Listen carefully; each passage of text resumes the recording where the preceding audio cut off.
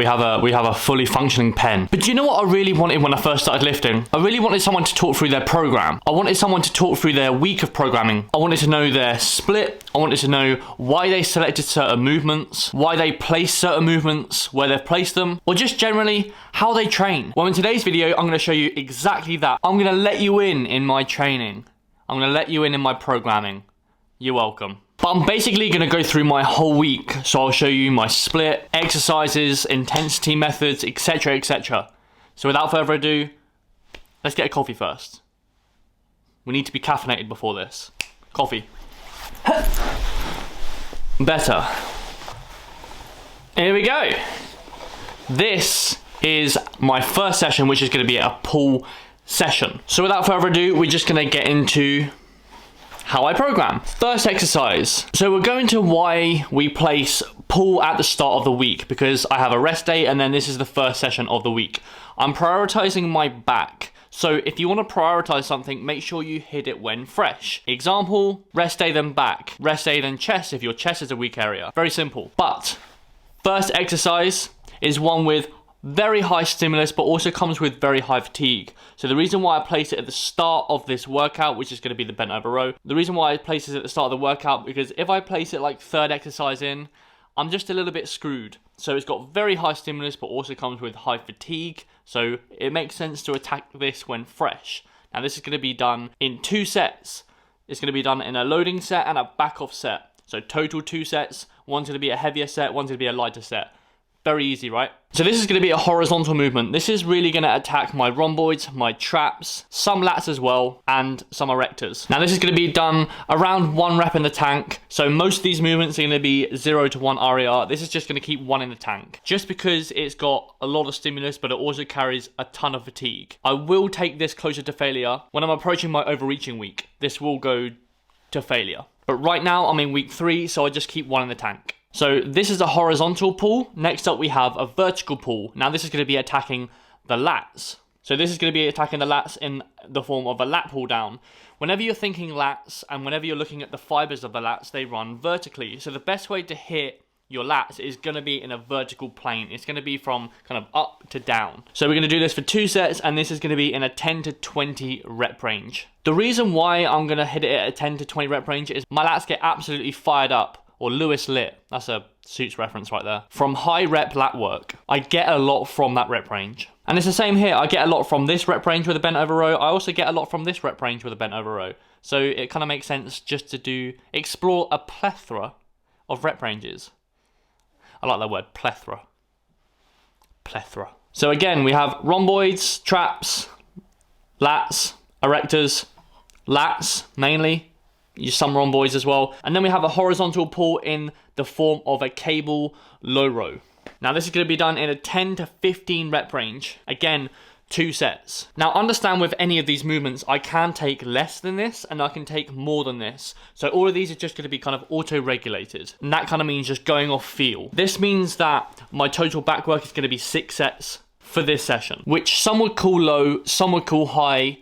The thing you've got to recognize is don't go to perceived high or low volume, go to your volume. This is what I can recover from, this is what I can repeat every single week, and this is where performance is great. So this is my volume, so if you take this and apply it into your own training, it could be too much and it could be too little. Just, again, auto-regulate, so go by feel. So once back is done, we're going to move on to a barbell curl. And this is going to be done in a 10 to 15 rep range for 2 sets. Now, barbell curls are one of these movements where not a lot of people get on with. For me personally, I really get on with it, hence why it's in my program. But for some people, the limiting factor is a wrist, and that's probably for undisclosed reasonings.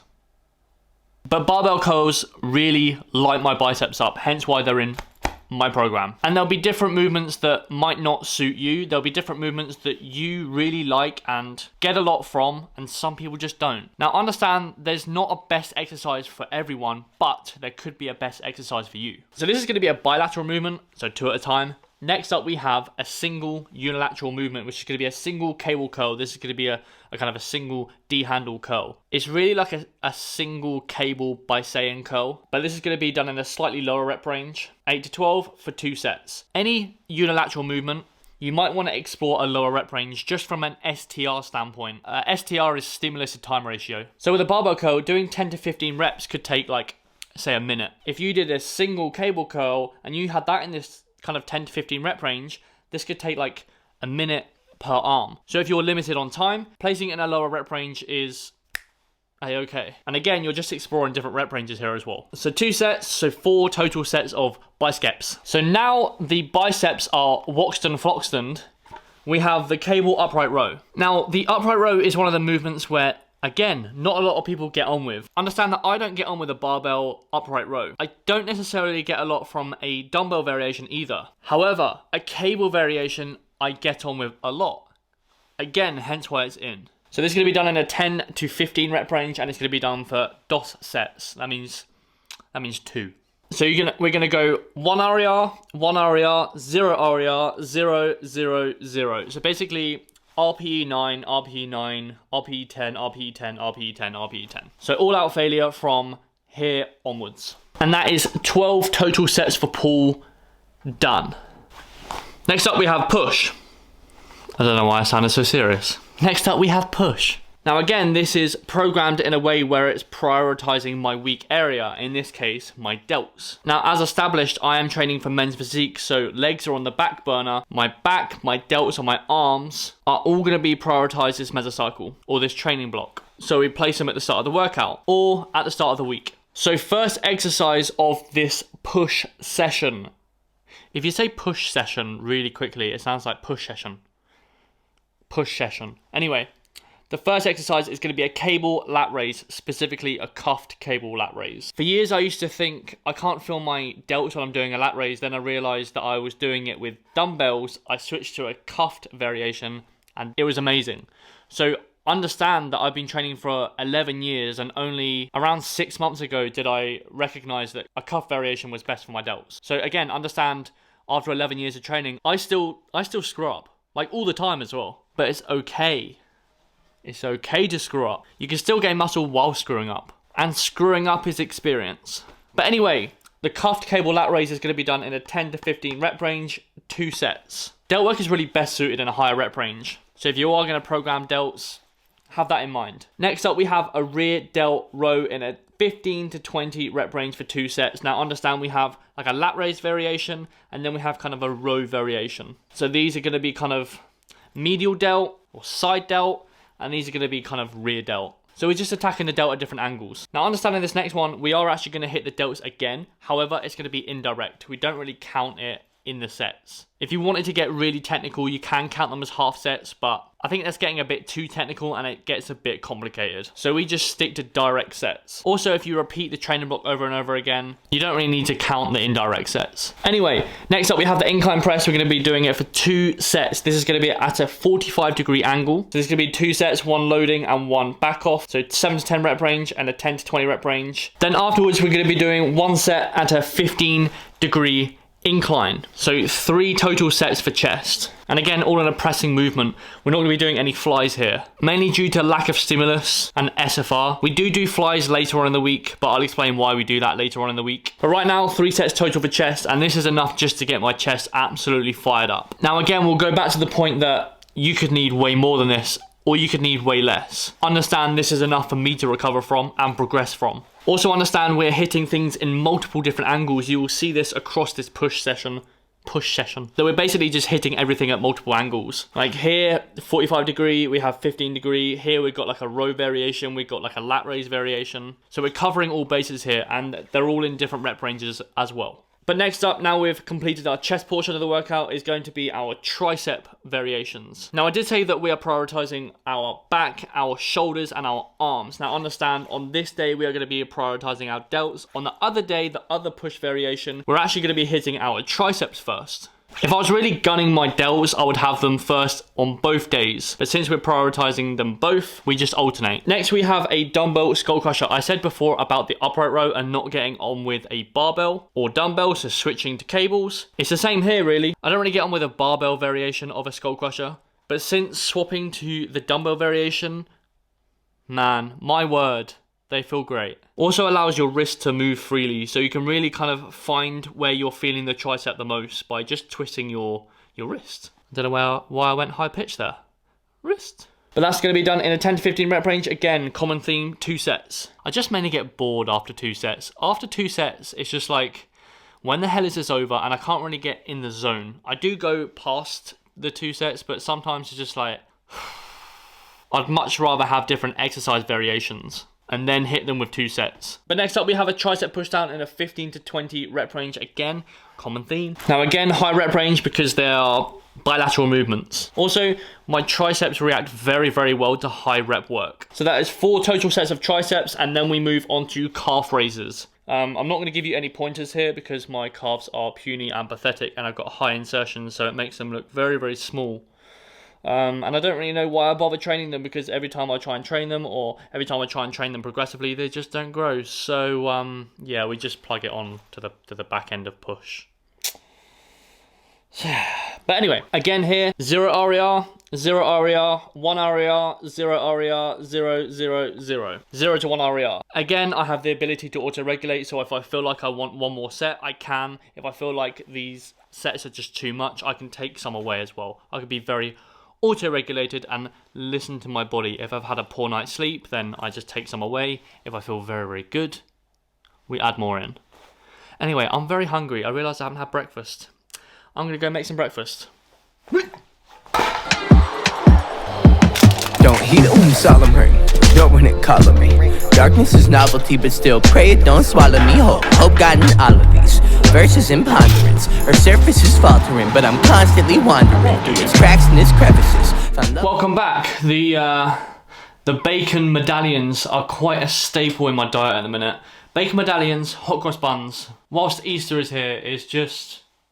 Also, bacon medallions are very, very high in protein. So it's a very nice bodybuilder meal, that is. Anyway, let's get back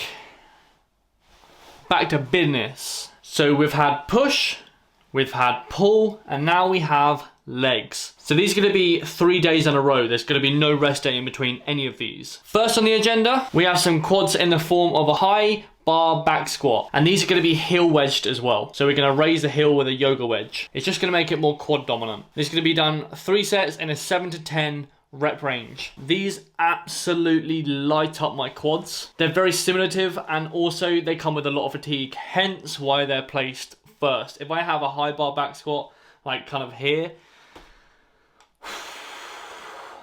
that'll be tough. So that is out of the way, and then we have walk-in lunges for 1 set. Now, if you've ever done walk-in lunges, you would understand a couple of elements to walk-in lunges. Number 1, it's actually quite stimulative, especially if you're doing it as many reps as possible, especially if you're doing it to failure. So very, very stimulative.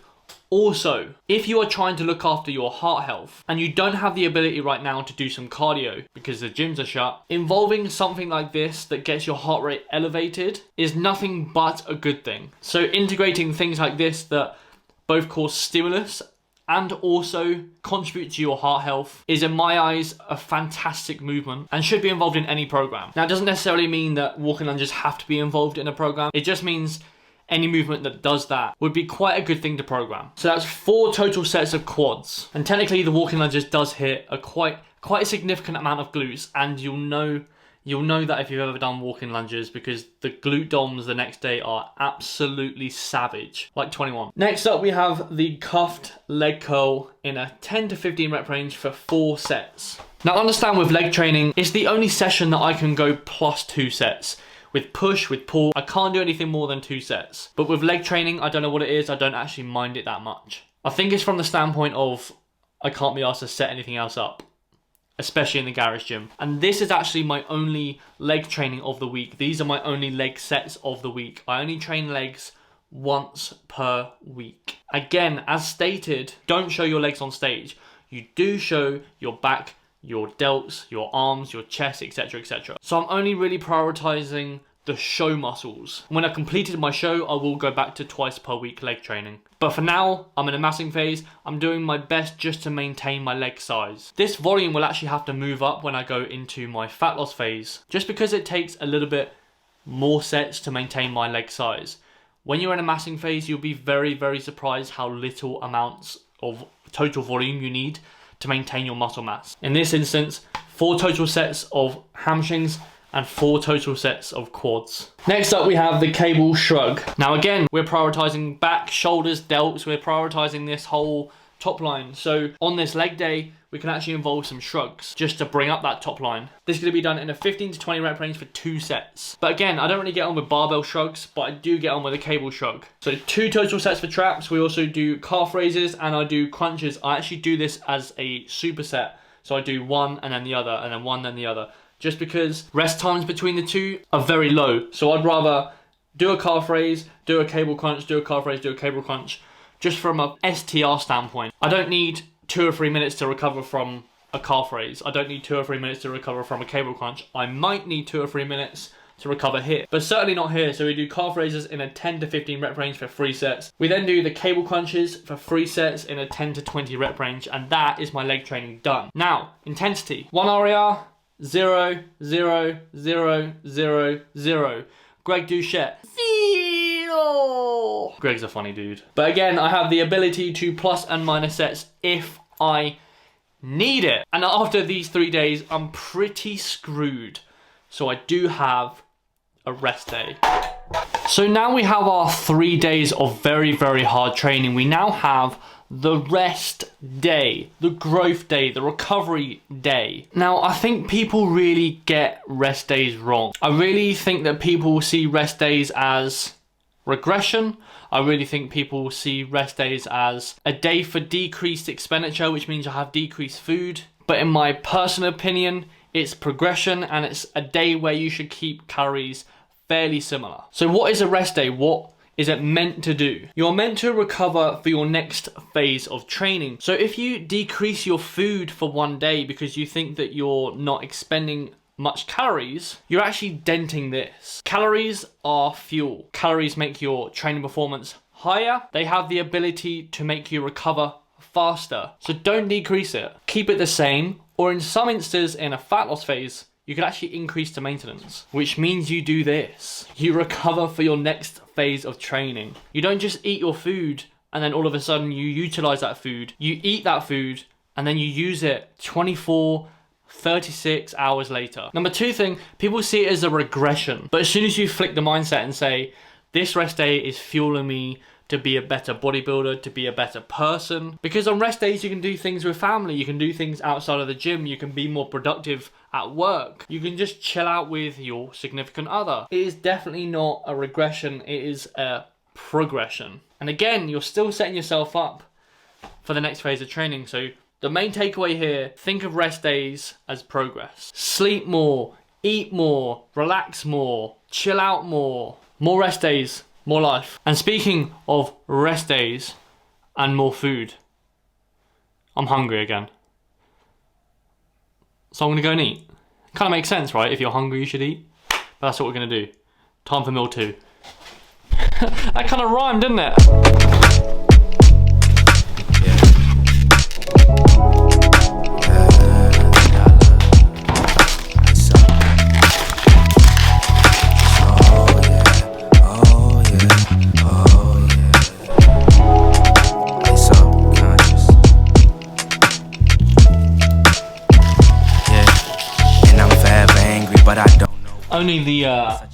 Only the best meat can enter me.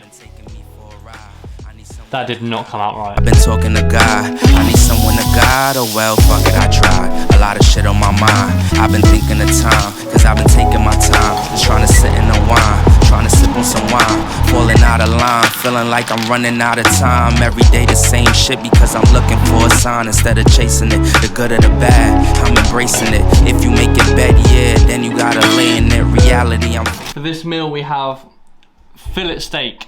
Like fill it, not fillet. Fill it. Rice, salad, all the good stuff. Do you know what I really love about vlogging? Number 1, I get to document my life. Number 2, I get to help people like you. Number 3, I get to make myself like nice little lunches.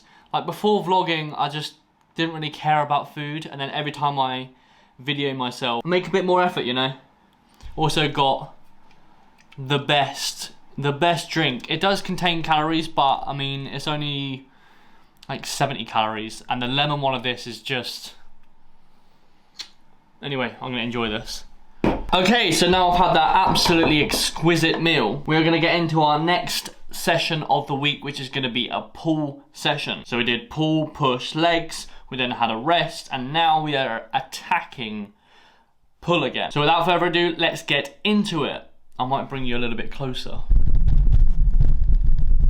That's better. So, first on the agenda is going to be a wide grip lat pull down. Now, we are going to attack 2 sets of this in a 7 to 10 rep range, and we're going to attack the last set in a 10 to 15 rep range, so 3 total sets. They are going to be slightly different. So one's going to be kind of a wide grip lat pull down variation where we're going to be slightly angled over, so it favors the lat. The other variation is going to be where we're going to be straight underneath the cable. So again, we're just hitting the muscle group with multiple different angles and rep ranges. And again, we're attacking the muscle group in its favored plane. And again, if you're looking at something like a rhomboid, it's best attacked in a vertical plane, which is where this is going to come into it.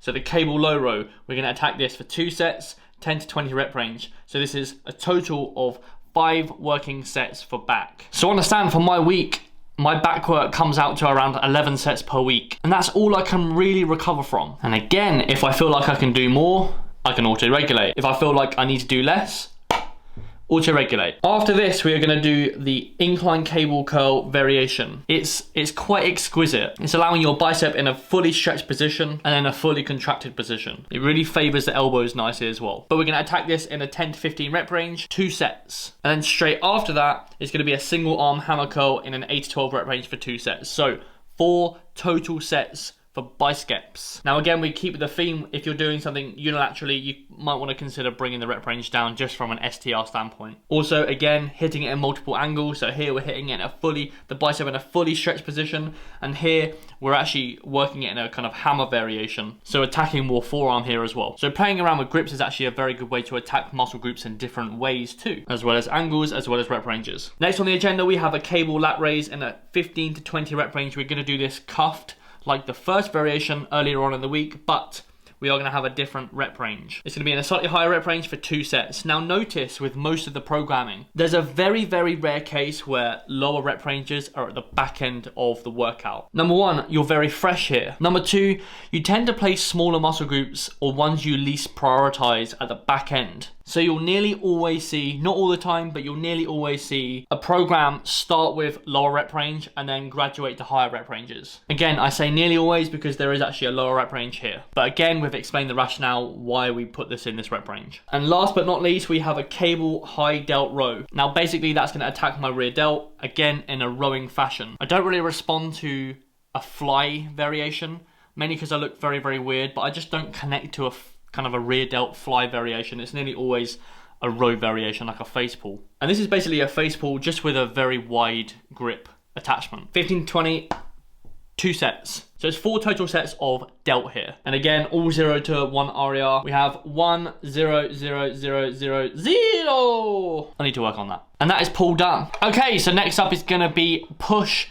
B. Now we said many times that we are prioritizing our back, our shoulders and our arms. So we are gonna start this push session off with arms, specifically triceps. So we're gonna do a skull crusher variation, which is gonna be performed on the cable. Again, I don't necessarily get on with the barbell. 10 to 15 reps, 2 sets. So these really get my triceps firing up. And again, the next exercise is just hitting the triceps in a different angle. So then we have this single arm tricep overhead, which is done in a 15 to 20 rep range, 1 set. Again, these 2 really, really light up my triceps. And if you haven't already got something or got a movement that is working the triceps in an overhead extension, please add it into your program. Unless it causes a niggle, in that case, then don't listen to me. Next up, we have a high incline press for 2 sets, 1 loading, 1 back off. Now, Lich just states that every time we go more incline, we are actually activating the chest even more. So I think the chest was activated highest at 60%. We try and aim around that here, but also recognize the higher incline you are, the more shoulders you're gonna hit. Hence why in this program, there is actually no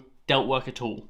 It does get hit very well indirectly. And then after that, we do have the machine fly in a 15 to 20 rep range, 1 set. I do like involving flies into a program. I would much rather hit the chest in a press variation. I think if you can get away with it only doing pressing movements and not adding any fly movements, is quite favourable for pec development. However, if I did another set here, I'm pretty tanked. So a fly variation is, yes, less stimulative, but a lot less fatiguing. It's just to add more chest volume via variation. Then we have a superset, which is going to be a cable crunch, 15 to 20 reps, 3 sets. And we're going to go straight into a cable calf raise, 15 to 20 reps for 3 sets. And these are all going to be taken to failure except the high incline press, which we're going to keep one in the tank. But this workout, I actually increased a set here. So this is now 4 total sets for chest. And that's the beauty of auto-regulating. I felt like I needed more, I hit 1 more. It's also a form of progressive overload, but not all the time. Because if you're adding volume, yes, it's progressive overload, but are you recovering from it, yes or no? Are you getting so sore from adding in a ton of volume that it's impacting the next session? Because if it is, then there's no point in adding any sets, is there? Cool, and that is the push session over. We're now going to talk about recovery.